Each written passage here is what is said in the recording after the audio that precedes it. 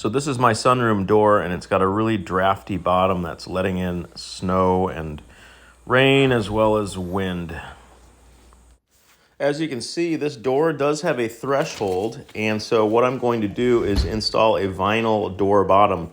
From the outside, you can really see how big that gap is. That's the light coming from inside. So I'm going to show you how easy it is to put on one of these slide-on vinyl door bottoms. You can find these at most hardware stores or Amazon for about 15 or 16 bucks. I'll put a little more information in the description in case you're interested. Now this is already pre-cut for a 3-foot door, so all I really need to do is slide it onto the bottom.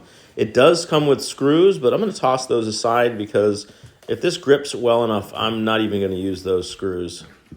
Now, my door is 1 3/4 inches wide, and that is exactly how wide the gap is on this door seal. So I'm going to go ahead and just slide it onto the end, and as you can see, I can slide it on about halfway. Then the plastic sides really start to hold on to the bottom of that door.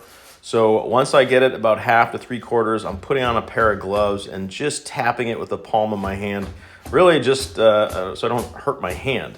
But that's all it takes. Now the 5 vinyl fins on the bottom of this door bottom will kind of contour to the threshold. And as you can see from the outside, this thing has completely sealed against the threshold. And the cold air, the rain, and the wind are no longer coming through the bottom of this door. Really simple. And as I was hoping, it's holding tight enough, I don't need to use those screws. Thanks for watching. Check out the description for more information and hit that subscribe button if you'd like to see more videos.